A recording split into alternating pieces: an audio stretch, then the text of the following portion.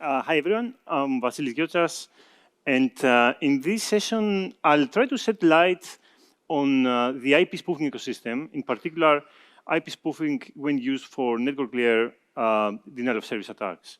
So first of all, just a few words about the team that works in this project. So I am a research engineer at Cloudflare, working in the London office. And I mainly work on network measurement and network inference. And I've done a lot of research on BGP security and resilience. And this work is in collaboration with many people, both from inside Cloudflare and collaborators from academia. So Marwan Fayed, Alex Forster, and Sean Borher are in Cloudflare. And we also work with Petros Gigis, Georgios Maragdakis, and Theo Benson, who are academics and contributed a lot of ideas. Let me say a bit about the Cloudflare network, just to explain the lens through which we look at IP spoofing. So we have presence in more than 310 cities across 210 countries. And we have direct peering connectivity with 13,000 autonomous systems, 13,000 networks. And in a daily basis, we sort of intercept 140 billion threads. So while I look at spoofing through just Cloudflare, I have the impression that we get a pretty wide coverage of the internet. So I believe what I will talk about reflects a bit the more general IP spoofing ecosystem. Let me scope the work a bit first. So denial of service attacks there are a vast number of techniques that can be used to execute them. But roughly, they can be classified in application layer and network layer. So application layer attacks are mainly focusing on depleting the server from resources by making it respond to garbage requests, right? So like HTTP floods, the recent HTTP2 rapid reset attack. These attacks to work, they need an established TCP connection. So IP spoofing is not applicable here because to establish a TCP connection, the attacker needs a valid source IP address. But we also have network layer attacks, which mainly focus on depleting the victim from bandwidth or open connections. So these attacks do not need TCP connections to be established. They just flood the network with different types of packets like SYN floods or UDP floods. And spoofing is a very popular technique in this type of attacks. So that's where I'll focus in this talk. Now, while layer 7 attacks, application attacks, have been very popular lately, we still see that layer 4 attacks keep breaking records in terms of traffic volumes. And the largest one we observed is almost 3.5 terabits per second, right? So we can say that we are in the era of terabit layer 4 denial of service attacks. And therefore, while not as popular nowadays in terms of mainstream discussion, they are still a very big problem. So here we see the attacks that we mitigated last year per month, the largest attacks.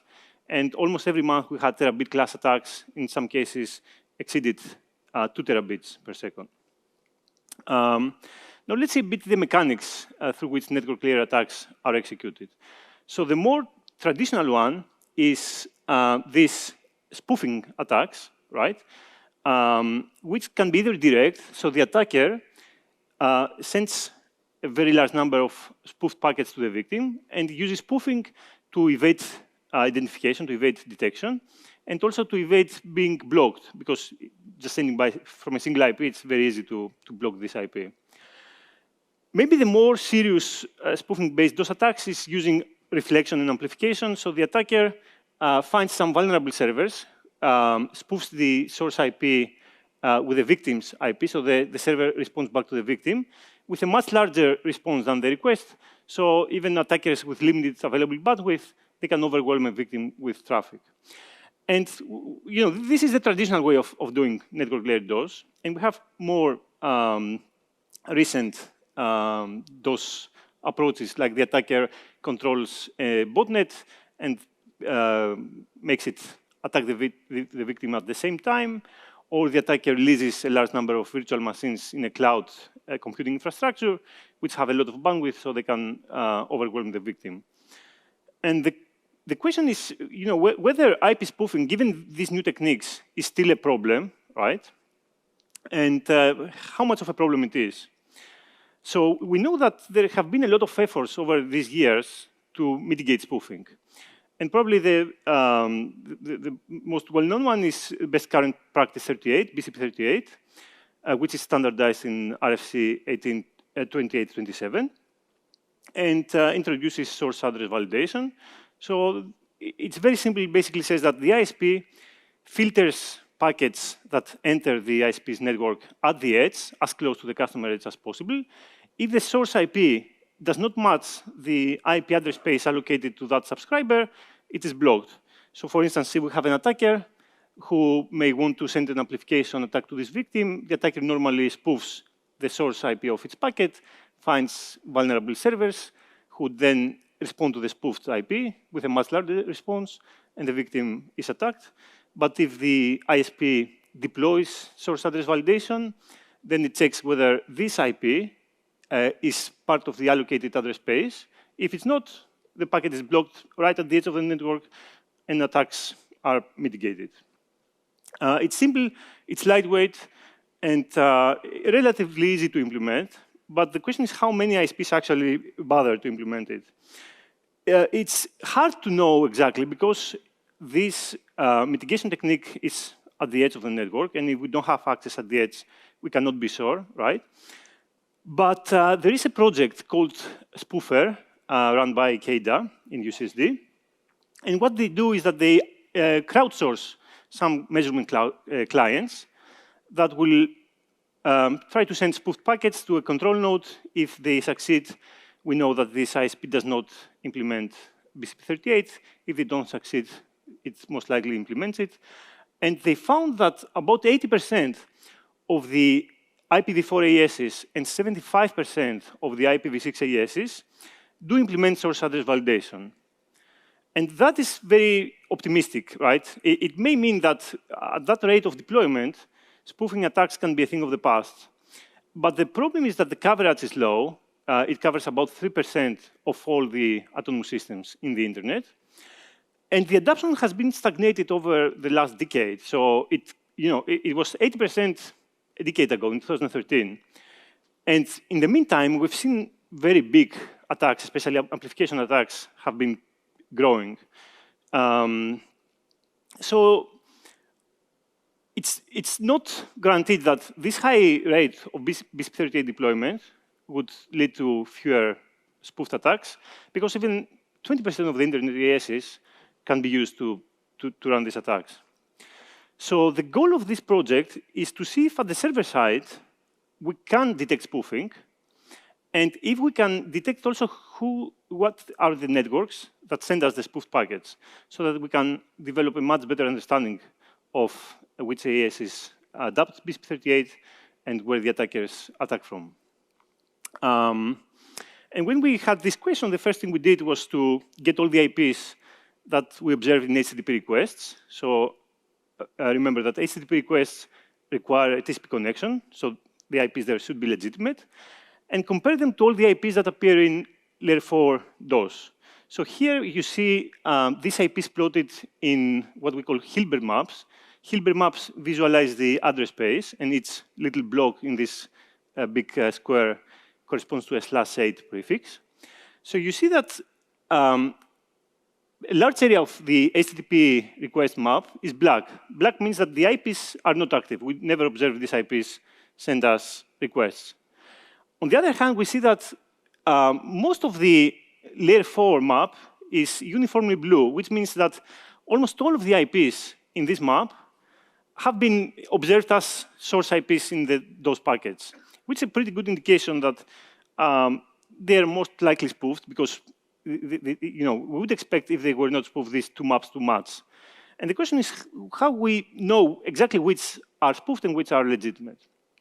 So if we take all the IPv4 space, some of it is reserved for special purposes like private networks or shared networks, for instance, carrier-grade NAT, and these IPs not appear to originate traffic. And then we have the routable IPs. So by looking at the bogon IPs, as we call them, we see already that we have here highlighted some blocks of IP addresses that they should have been black, but they do have activity. So these are obviously spoofed. Then rootable IPs does not mean that they are actually rooted. There are large chunks of IPs that never appear in the default free zone. So we look at our public BGP tables, and we find which IPs are routed and which are not routed.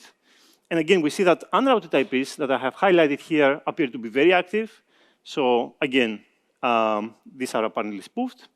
And finally, from the routed IPs, we have some special purpose IPs, for instance, those that are used for network telescopes that are also never active normally, under normal circumstances. If we observe them as source IPs, most likely spoofed.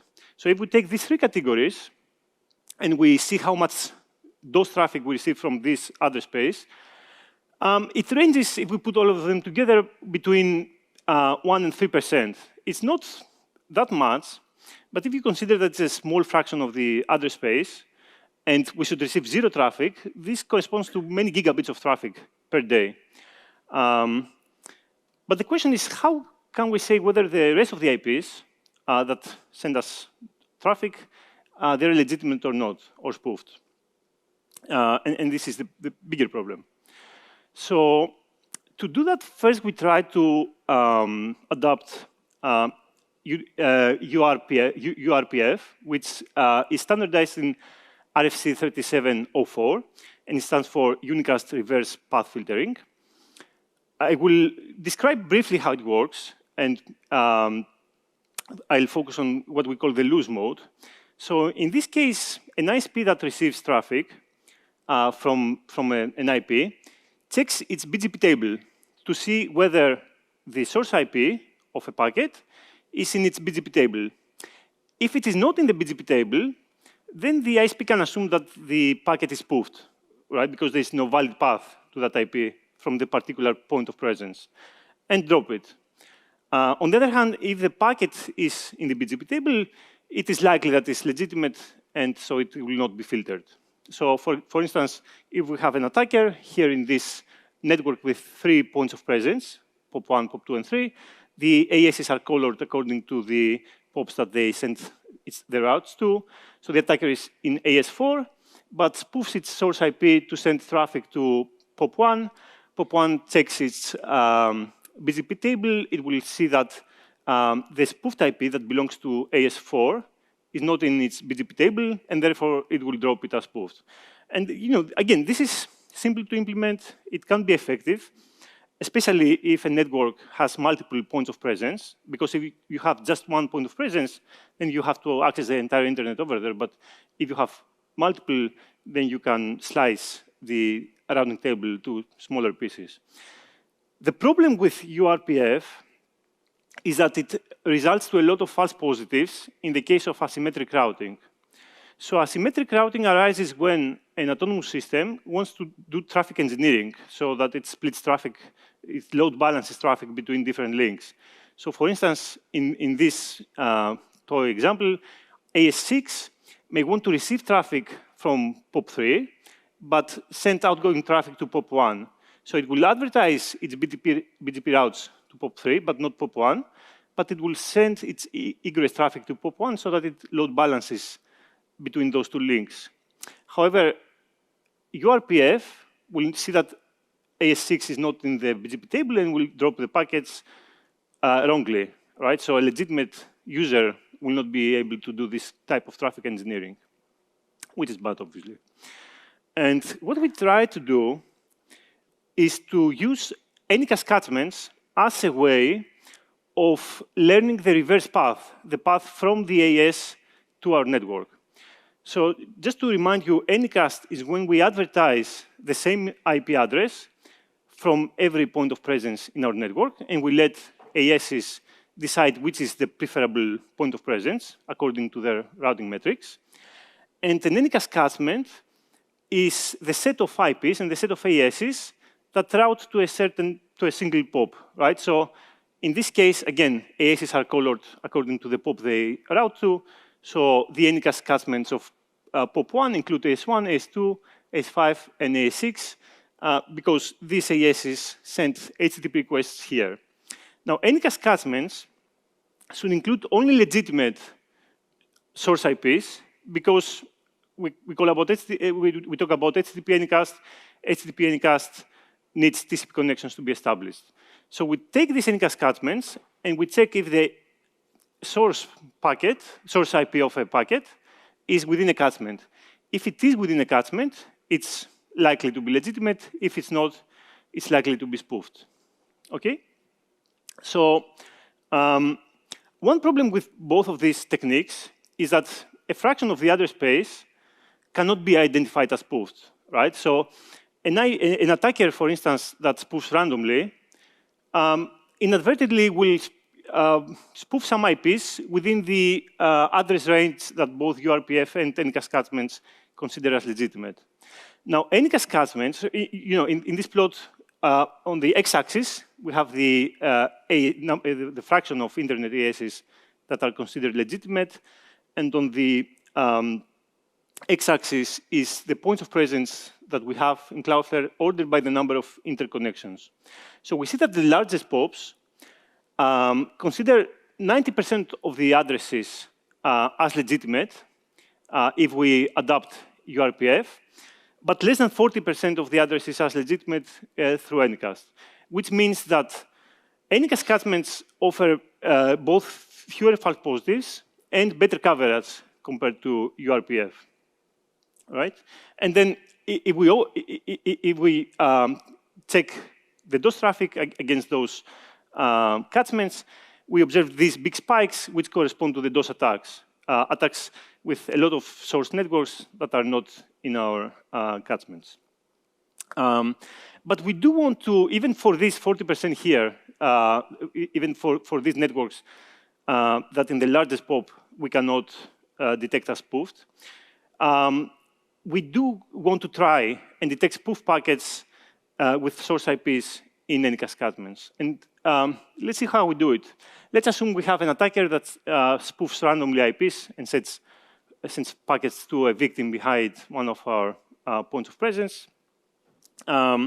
We first do this matching against the Anycast catchments to filter packets that are obviously spoofed. And some of them will be detected as spoofed, some of them will fall within the Anycast catchments. But for the packets we detect as spoofed, we try to analyze the packet features, which is essentially how we do DoS mitigation. So DoS mitigation is based mainly on packet features, not on whether the packets appear to be spoofed or not. We extract these packet features, and we generate signatures based on the packet headers and the payloads. And then we try to match the rest of the packets that are within the Anycast catchments to those attack patterns. If they agree, if they match, then we can infer that these packets are part of the same spoofed attacks. And so we can extend spoofing detection within Anycast catchments.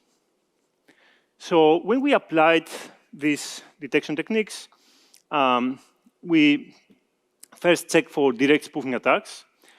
We see that these direct spoofing attacks account for about 60 to 80% of the prefixes that appear to send us DoS traffic, right? So most of these IPs are spoofed, but the actual traffic volume is very low. It's between 2 to 10%.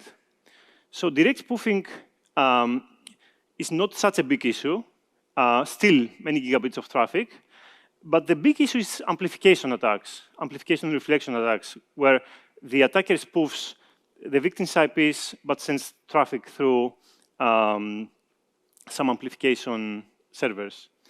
And we see that those attacks often exceed 50% of all the DoS traffic, right? So those attacks can be half a terabit or more. And surprisingly, we see that today, this is over a course of a month, but I checked more recent data, and it's pretty much like that. The biggest amplification vector is neither DNS nor NTP. It's universal plug and play. So there are a lot of IoT devices that support the QPNP protocol, and they are reflection amplification vectors. And this is very interesting because it means that these insecure IoT devices are not just susceptible to be part of botnets, but even when they are not part of botnets, they are amplification vectors that lead to terabit class attacks. Another question is whether we can track back IP spoofers, whether we can detect who is doing it. So let's zoom in a point of presence. So a point of presence is a collection of routers. These have peering interfaces that connect to our neighbor autonomous systems. So when we receive spoof traffic from one of those, a naive assumption would be that this is the network where the spoofer is located in. However, things are much more complicated because autonomous systems may have customers who may have other customers, and traffic can follow a very long path between the attacker and our network. So in this case, the attacker is very remote. And all this tree of autonomous systems is called the customer cone of an AS, right? So when we receive traffic that is spoofed at a given interface, it can originate from our next hop peer or from any other AS in its customer cone, okay? So let's see how many cases we can detect who is the origin. We plot the customer cone size of our next hop peers that originate spoof traffic.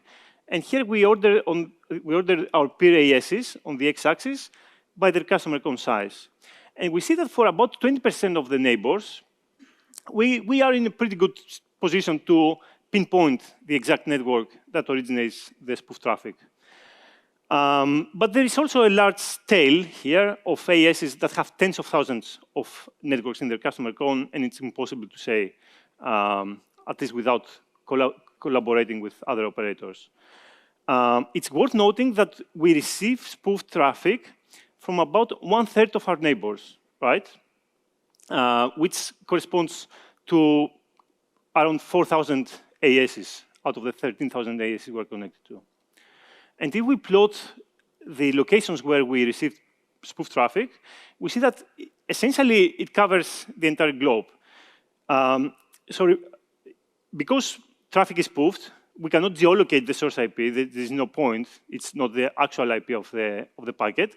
But we can geolocate the point of presence where we received the packet.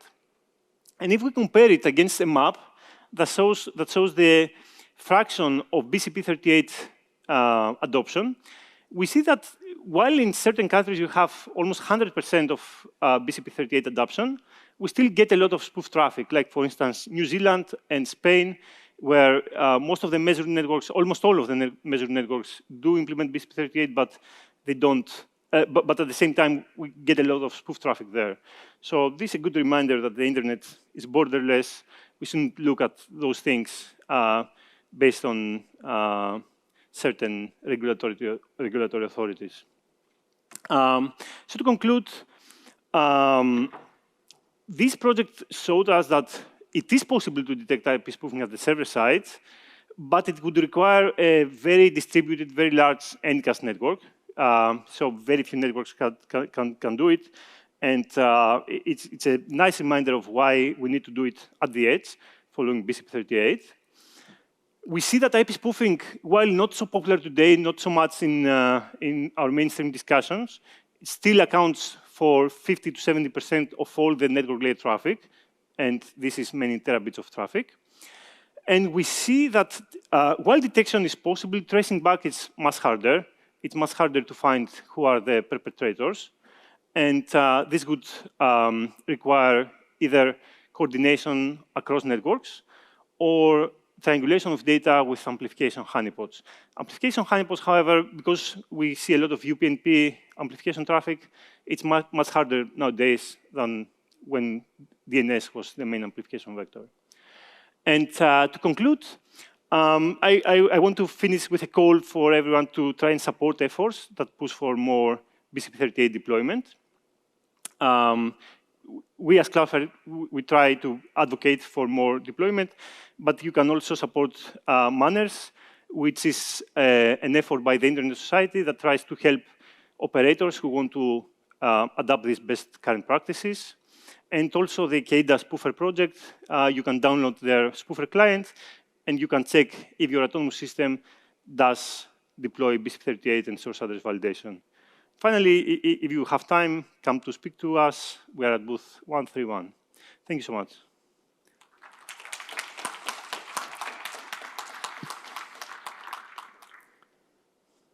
Any questions?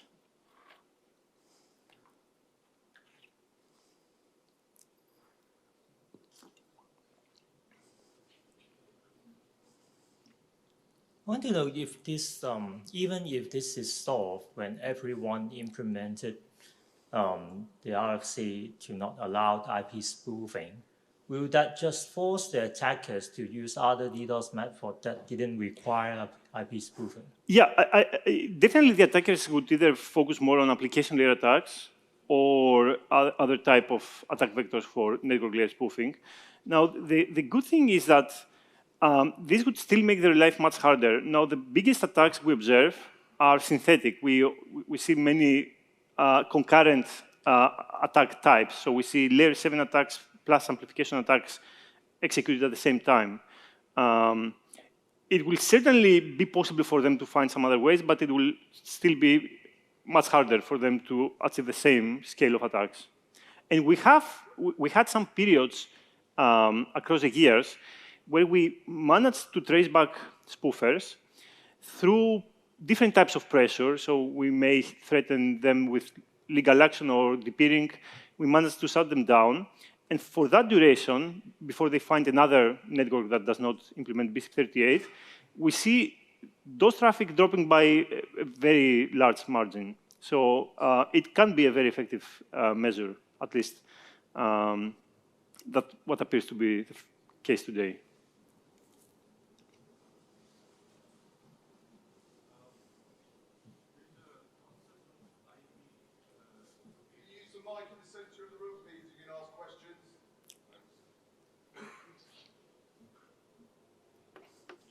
Hello.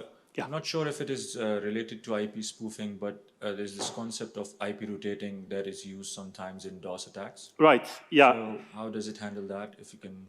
That is, IP rotation can happen either when you have a very extensive botnet, and you can, as an attacker, I mean, you can run attacks without revealing your IP, or through IP spoofing. So when there is a botnet, the good thing is that we can identify the networks that are vulnerable and the devices that are vulnerable, and let's say push for patches or other measures. With spoofing, it's harder because we don't know where the attacker comes from.